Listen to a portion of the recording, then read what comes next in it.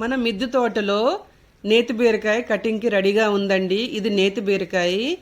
ఈ పాదులో 12, 13 male flowers వస్తే అందులో ఒక ఫిమేల్ ఫ్లవర్ వచ్చేది. గతం వీడియోలో పెట్టాను నేను. దాన్ని మన చేతితోనే పాలినేషన్ చేశానండి. ఇదిగోండి, ఇందులో పడి మొలిసిన నేతి బీరకాయ కాసిందండి. చూసారా ఎంత పెద్దదిగా ఉందో.